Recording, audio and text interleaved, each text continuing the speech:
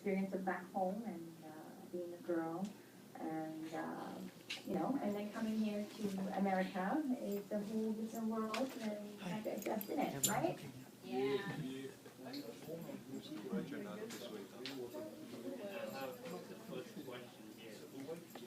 Okay.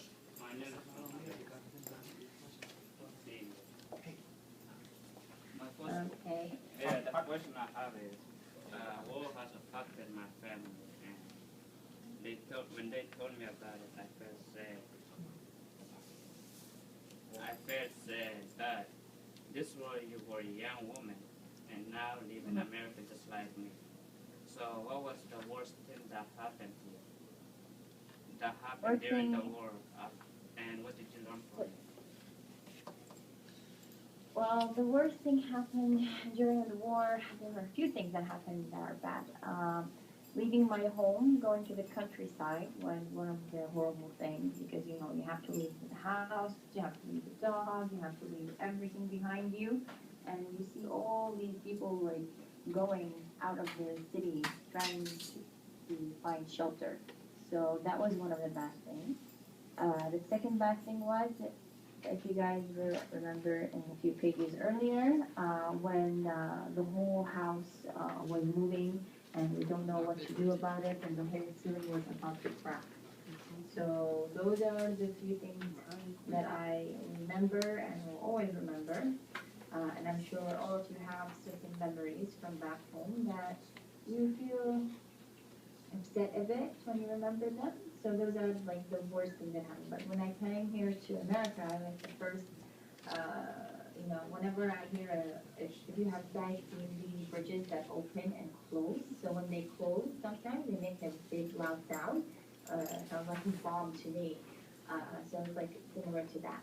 So that's pretty much what I have in the news. But after that, coming to the U.S. And then coming to Canada and getting all affected, it was kind of quite different. Going from a very busy environment to little time to all of a sudden safe and quiet. Yes. Does that answer your question? Thank you, Mohammed. Next question is from Zainab. Zainab, let me know what's your question. Don't be shy.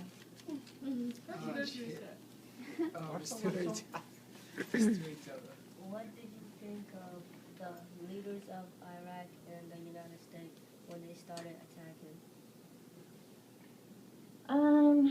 See, I was young. I don't really know much about politics as much as I know now, But then I, saw the TV showing all these, soldiers war and stuff. So I thought somehow Saddam Hussein was trying to protect the country, but like by other words, like putting, not having people coming to it. But at the same time, we were not happy as well by Saddam's regime because we were not able to travel with sanctions. We had all that kind of problem.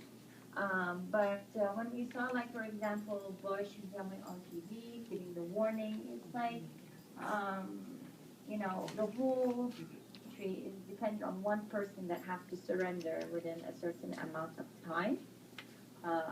But see, that's what I say. It's the problem for me to, like, think about it when I was back then. But all I remember is, like, the leader thing. It's like my dad is, he knows. I have to ask him, like, is this good, is this bad?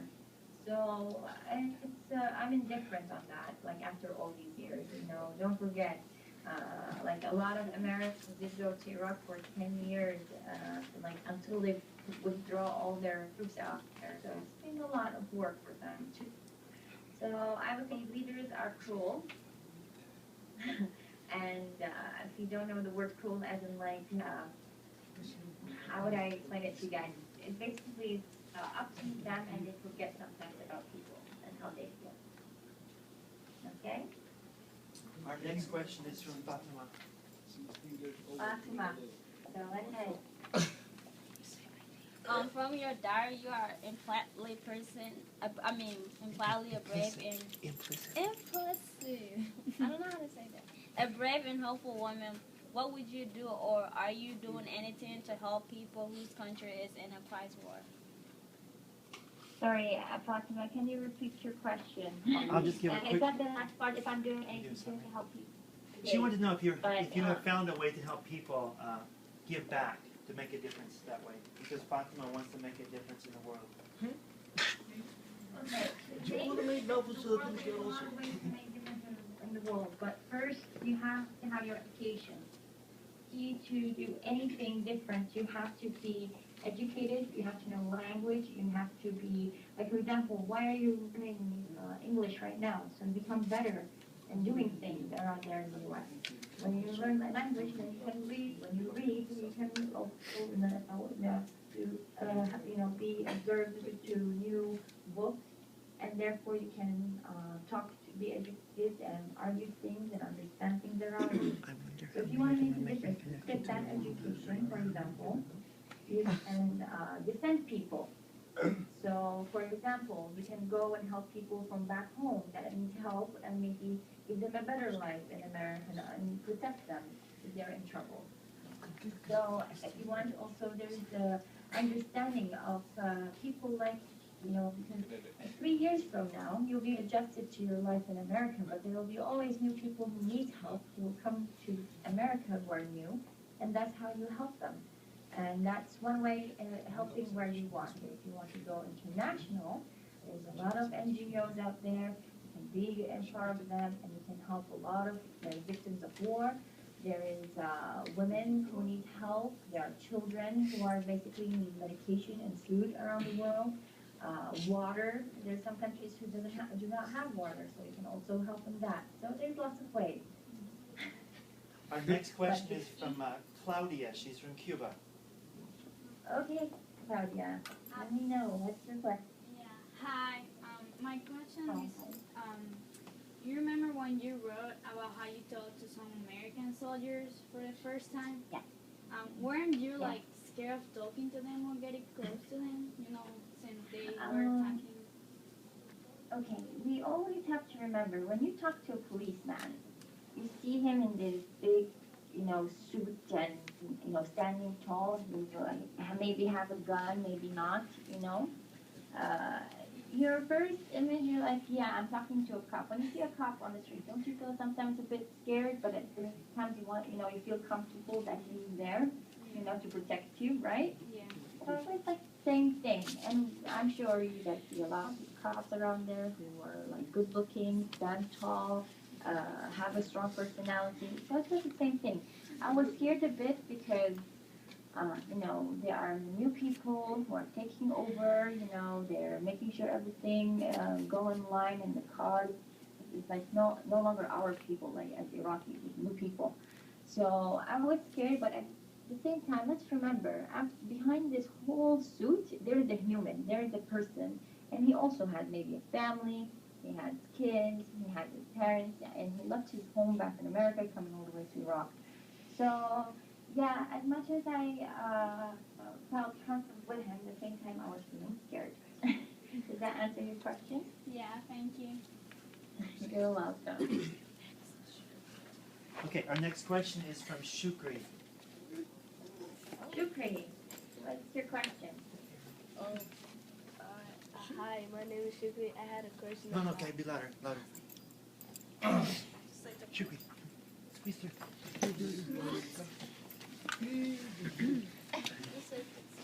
She's not really shy. That's okay. Hi, my name is Shukri. That's good.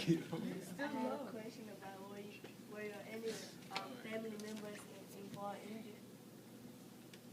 Were family members or friends injured? Yes. The good part, none of my family is injured, but during the war.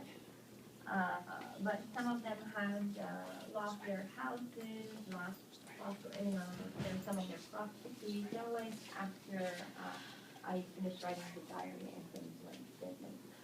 All of them are safe, and all of them have more kids. Like, for example, I'm sure you read about my uncle Ahmed, who now is married and has a son. And I have my other uncles who I have some more. I have new cousins. I just met them last year and this year. So, but all of them are fine. All of them are happy. Some of them have moved to the U.S. as well. All of them are good. They're all good.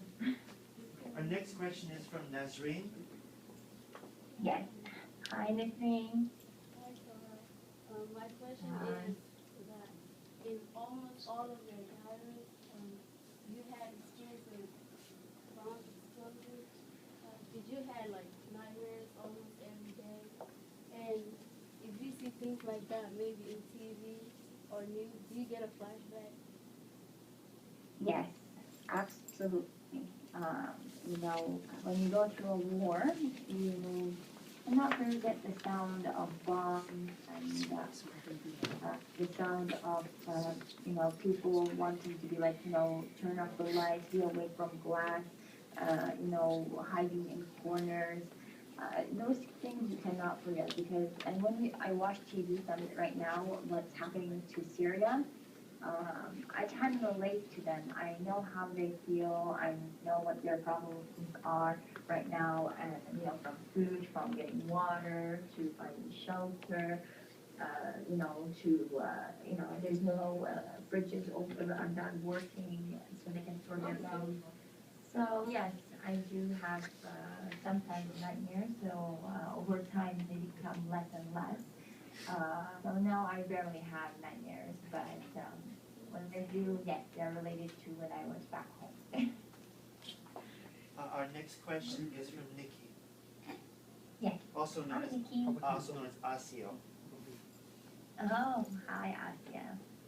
Okay, my question is, on your diary you wrote about Fede forcing people, The Feda'in. the Fede is forcing people to join the army and taking them to places to fight. Was your dad one of the men who was forced to join the army? About my dad wanting to join the army, he did not really want to do that because he knew this war is going nowhere. And while I was during the war in Iraq, most people were left their equipment and guns and tanks behind and did not even go to war. And the news was saying something and people did something else. So that's why, when the U.S. military went into Iraq, it was very fast when they took over things and were able to establish stability right away. But I did not get your first part of your question. Oh, she was talking about the Feda'in. She read how the Feda'in was basically forcing them into the war and wanted to know if that affected anyone you knew. Yeah, see, that's exactly what I'm saying. Like, Feda'in were the only troops because it's the same thing if you know what the Queen's Guard is, and this is one who likes to protect the Queen. Feda'in are exactly the same. Born in a life to actually protect the president and the people, or when they go to war, they actually have to go to war. So basically, they were forced to it, but most of them did not survive, and the ones who survived are the ones who just withdraw their way out. So that's pretty much. Thanks, Thura. Our next question is from Facebook, Yes. also known as Faisal. Hi, Vincent. Hi, what did you think about Americans at that time, and how did your opinion change right now? How did I think about America at that time and how things change now? Oh my God. That's a big question. Well, let me summarize it this way. So when Americans came over, there was a bit of happiness, a bit of sadness. Happiness, and then we're no longer under Saddam's regime. Sadness, because after they came over, things went not so well, because if you know or if you read, the library was burnt down by some rebels. Some things were going, looting was happening around in the museum. So those kind of things did upset me because Saddam was able to get control of. But then over the years, things got worse, because people start fighting with the Americans, and then Americans were trying to help us when some Iraqis were not understanding that, and the definition became literal occupation. And when people, then after that, we saw the whole conflict that's happening within the people of Sunni versus Shia people, which I'm not sure if this is something you guys know about. But over now, when I look back, there were a lot of people who have got hurt from all this. American families have gotten from all this in nuclear family. A father goes to war, haven't seen his wife, in a long time. He hasn't seen his kids, he hasn't seen his dog, and he comes back after many, many months.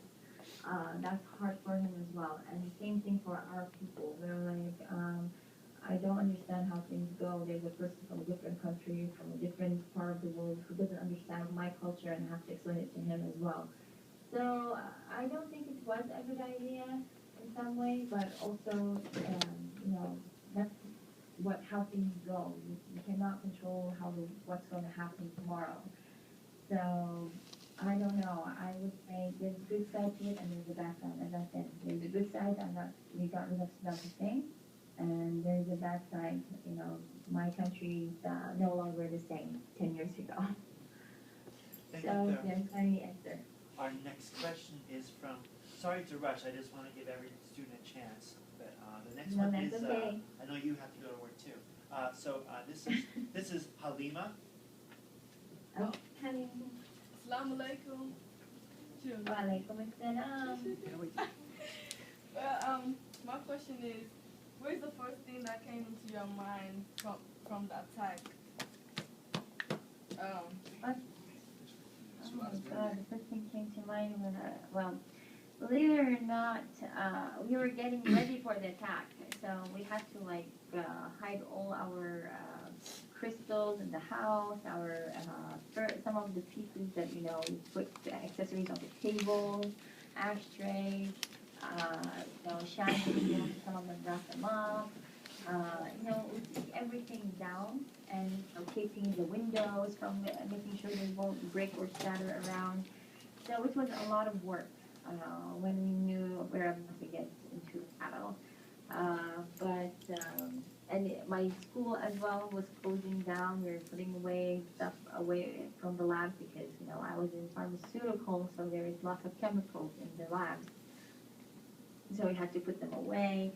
So pretty much it's just mindset, getting ready that we're going to war, storing food, storing lots of things, water. I remember my mom, the bathtub, she filled it with water. Because this is one going to be for dishes and other things around in the house for cleaning that you will need. So that's pretty much, my dad also helped in, having a well with the whole neighborhood built or, digged into the ground. So there was lots of things. But when I got the news, I was just hoping everybody would be safe, and I would see everybody. But not everybody survived when the war happened. As you guys know, my friend Fahad passed away. Wait, why are you rushing? Sorry? So? Nothing. Yeah, my friend Fahad passed away, so basically that was that part. It's hard to see a child, friend of yours just gone like that. So yeah. There Does was that answer your question? Yeah. there was another family in Iraq who is now in Louisville, Kentucky, and the son is named Omid Al-Salim from Baghdad, and he's right here to ask the next question. Hello. السلام عليكم. Ronek. Go ahead and talk to Arabic. كيف الحال؟ Alhamdulillah. وياك عميد من العراق. Okay, we don't understand. You just said South Korean. Ahlan wa sahlan. So my question So what's is. your question?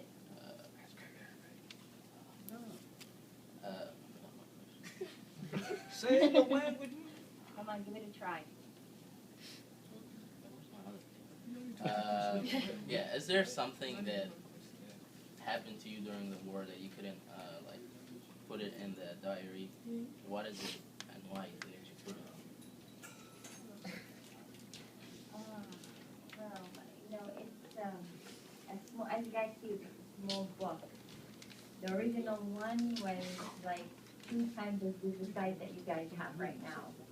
And part of the reason I did not put much is because it's related to politics, which will be very hard to kind of understand at your, like, people around my age at that time, or like younger ones, because most of the audience I have in the U.S. Were like 12 years, 8 to 12 years, so it was too much for them to understand. So we took a lot of things out. Some of the things I took out are related to family, personal things. Like, for example, me and Ola had a fight today, for example. Or, for example, I had to protect certain people who helped me to come to the U.S. I did not want to include them. And one of them, by the way, I just informed your teacher, Scott, that he actually graduated from the high school you guys are at right now. So these people, everybody has privacy, and I have to respect that. So those are the 2 things I did not include. Like, for example, when I got my phone call saying I'm going to go to the U.S. and study at 10, that kind of stuff was removed. See, that's the only reason why. Like, I moved them for personal reasons and to protect people's personal life, and others related to political view, because some of them can be judgmental. And I'm glad these things were not included, because some people, won't like to hear your opinion at that age, because those things that you have to include too much. But now, see, I'm a graduate from university, and I have a degree in Near Middle Eastern Studies, which is related to politics and economics of the Middle East. Now I can talk about these things just because I'm a graduate. At that age, I think it wouldn't be a good idea.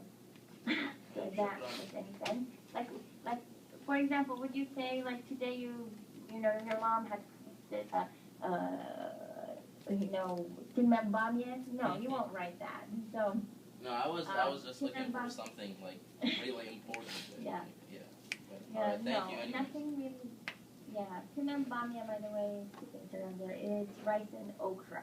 Yeah. What does that mean? Shukran. Shukran kaya. Okay, the next question is from Ahmed. It's from Julio. And he was reading and noticed that you had Uncle Ahmed. So we call him Uncle Ahmed. Ahmed now has a son. His name is Nate.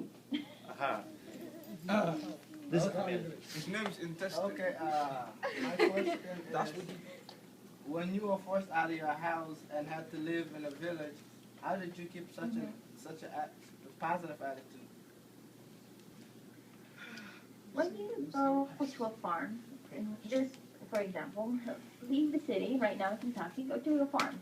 How would you feel in general? You'll see cows, you see milk, you see sheep, you see chickens, you see grain, you see more family, more people around your age. You will remain in that positive attitude, and life is a bit different. And, the first sounds of bombs and shooting and everything, you only hear them during nighttime. But there's so many people, so many kids around the house playing and talking and stuff. So these things help you to get war and bombs and everything off your head. And, don't forget, like my mom and my uncle who are and my grandma, and then her sisters, and her sisters have sons also was married, and kids, and there's a lot of people. So sort of attitude happened. The hard part was hiding my diary, because it's kind of that they see somebody think the corner right, and then both of people you. So I don't want kids, or other people can do pages. I'm sure if you have, because it's personal. That was the hard part. I had to put it under my pillow. Our next question is from Mr. Camus. Okay. How do you think about going to school when there was a war going on in the country? How did I feel going to school and the war is going on? Oh God. When I started, a few days for school, they weren't so great. Some people did not show up, some people are not there, some people disappeared. But it's not safe. Like, I have to wear the headscarf when I go out. My sister had to wear the headscarf, and Allah was fighting it all the time. I still remember that. And it's like funny. She wears it at the house, and as soon as she goes to the garage, and she hasn't reached the door of the garage, she picks it up, and my mom is already yelling, and my dad is fighting, and you have to wear it and protect yourself and all that. And no, I was not like that. It's very dangerous to me because you never know what can go wrong. You can get shot. The idea up to like 2006, 2007, we might leave the house, never come back. That's the thought. So it wasn't so pleasant, no. But you went to school anyway, right? Sorry? You went to school anyway? I did go for a few days because I had to get my transcripts and all things before I went to the U.S. And I had to finish the second half of the year. So yeah, I had to go. Nobody liked that time. But there was a war going on. How can you go to school? They're just amazed that you can go to school during the war. Next question is from. Well, some people had to go to war, and actually some schools got bombed in the process when they knew. Next question is from Makumbo, also known as Aiden. Habari. Hello, Aiden. I wanted to ask. I know that you was young when you were when the war was going on.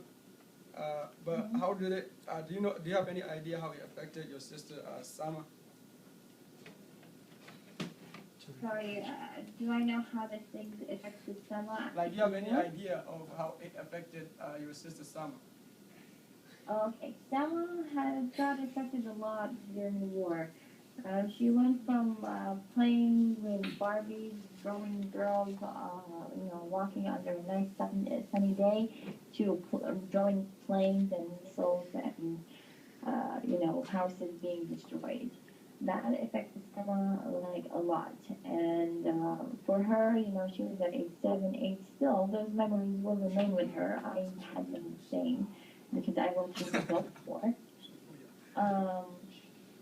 But it was sad to see, a child, going from being so pure and innocent to thinking about people who are dead and, and the house is being gone and planes and soldiers.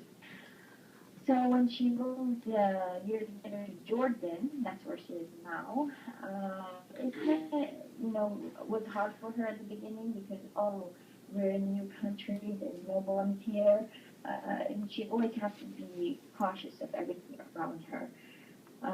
But yeah, it did affect her a lot, but she, in her last year of high school, she was 18, and yeah, she is about to finish her last year and go to university. Thank you She's very much. growing up now. Our last question is from Juan. He's from Guatemala.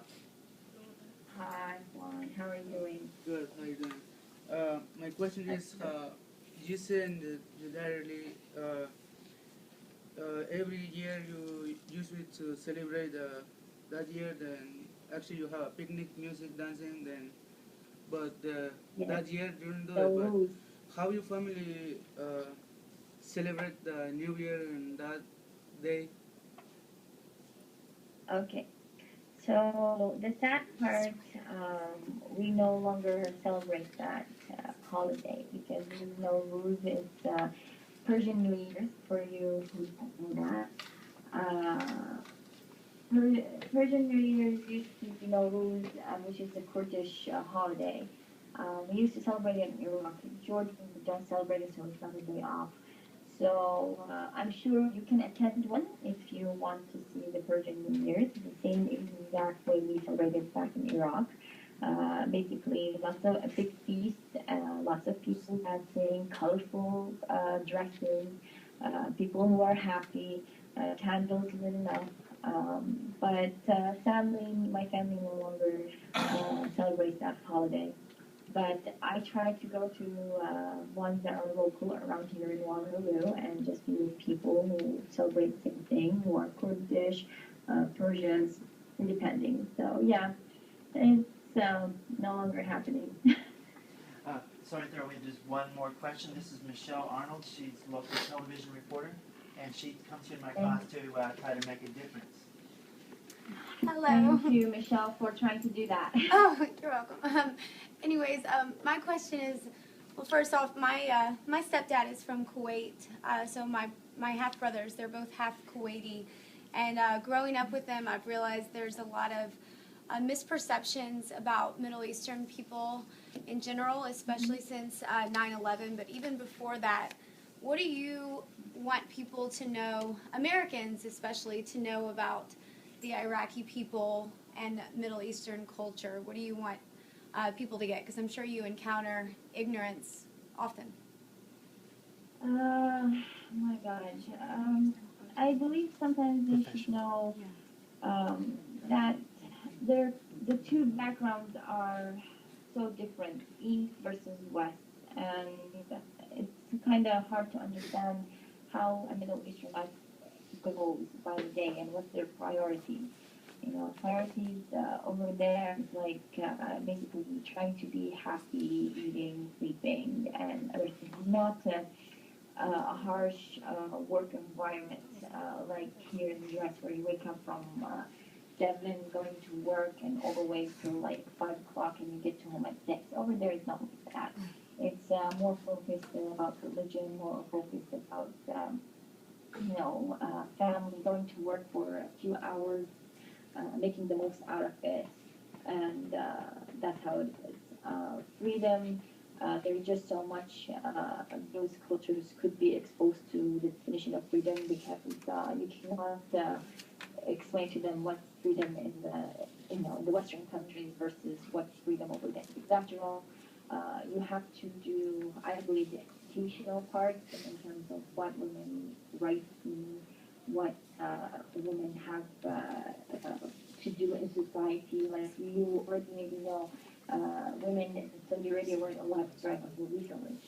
So, you have to start liberating these ideas first before you actually try to define freedom. Yeah. So that's my thoughts about this whole thing. That's funny you say that. My brother, he's 14 and he's currently over in Kuwait with my stepdad. And he sends me pictures a lot of people taking naps after work. And he always says that people nap and eat a lot more than I guess we do over here. Exactly. Exactly. So that's what I'm saying. Trying to introduce the definition of freedom that we have here in the United States and Canada and Europe. It's not as easy to be adjusted over there right away. It has to be introduced bit by bit. So, for example, when Americans went all the way to Iraq right away, it's all of a sudden things went out of order. And, getting back into order, it wasn't easy. So that's why you see up to this day there is conflict. The transitional governments and all the problems that are happening there, and people just realized what their problems against each other that have been built up over the years. So you don't want to have that right away. You need to introduce them, bit by bit, and ease their conflicts, by steps, by finding the best solution for getting into problems within. So I hope that answers my question. Yes, Your thank question, you. Sorry. Thank you. Well, thank you, Go ahead, Thura. for your questions. It was lovely talking to all of you. Sorry? Oh, nothing. Hello? Yeah. So it was lovely talking to all of you. I hope you enjoyed the book again. And if you have any additional questions or anything like that, this is my last minute, go ahead. Other than that, I will only say focus on your studies, do your best, and remember, without a college education or university education, we cannot achieve much in the world. And so if you want to help people around you, study. And I mean it, study. Gracias, Study gracias. is reading and writing is to teach a lesson. Everybody say Thank you. All right, goodbye, everybody. Hey, Thura, if you're late for work, have your boss call me and I'll tell him what was going on. That's okay. I'll be there for your time. Okay, goodbye. Bye. Goodbye. Goodbye. Juice?